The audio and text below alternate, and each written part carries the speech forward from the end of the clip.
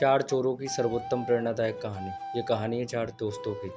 यह चारों दोस्त भारत के चार अलग अलग राज्यों से थे। एक साथ एक छात्रावास में रह रहे थे। चारों दोस्तों का दिमाग तो बहुत तेज था, पर वे अपने किसी भी काम या पढ़ाई में अनिच्छुक नहीं थे।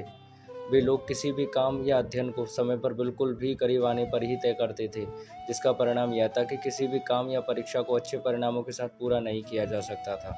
इस दस्तावेज में एक शिक्षक ऐसे थे जो इन चारों को बहुत अच्छे लगे।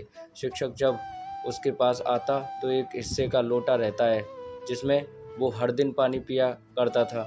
इस शिक्षक को एक आदत थी कि वह हर दिन उस खिलौने के लोटे को अच्छे से मांज कर दिखाता था।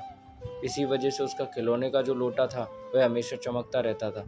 एक दिन इस शिक्षक को अपने लोटे को मांजता देखकर चारों और दोस्तों ने आपसे पूछा, गुरुजी, आप यह लोटा हर दिन क्यों मांजते हो? इसे सप्ताह या महीने में एक बार मांजो तो क्या हो जाएगा?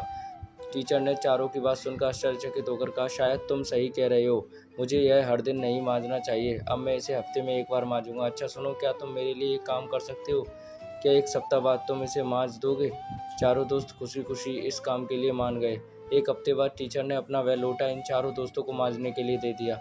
लोटे को देखकर साफ पता चल रहा था कि अब वह चमक नहीं रहा था जितना वह जब चमक रहा था जब टीचर उसे हर दिन मांजा करते थे। चारों में से एक दोस्त ने लोटे को मांजना शुरू कर दिया। काफ़ी देर तक मांजने के बाद भी वह शाइनिंग नहीं आई उस पर। बाद में एक एक करके बाकी के तीन दोस्तों ने भी इसे मांजा, तब कहीं जाकर के वो लोटा चमक गया।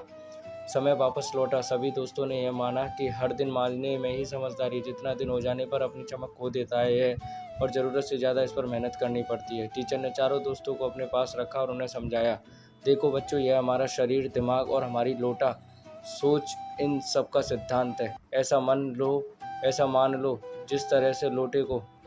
जिस तरह लोटे को चमकाते रहना, उसे लगातार बनाए रखना जरूरी है, उसी तरह शरीर को भी स्वस्थ बनाए रखने के लिए दृष्टि, दिमाग और स्वस्थ बनाए रखने के लिए पुस्तक, विचार को साफ बनाए रखने के लिए मन को नियंत्रित करना अति आवश्यक होता है। चारों दोस्तों को अपने इस शिक्षक की पूरी तरह से बात समझ आ गई और उन्होंने अपने जीवन में सभी काम करना समय पर देना शुरू कर दिया और वही कभी किसी काम या निरीक्षण में शामिल नहीं हुए। कहानी का सारांश, दोस्तों, जैसे कि हर दिन लगातार कोई काम दोहराने से या अभ्यास करने से हम किसी भी विषय, कौशल या कला में कौशल हो जाते हैं जिसमें फिर से हमें कोई हरा नहीं सकता। इसलिए दोस्तों, प्रामाणिकता से हमें हर काम में नियमितता बनाए रखनी चाहिए। तो दोस्तों, मैं उम्मीद करता हूँ ये कहानी आपको अच्छी लगी होगी।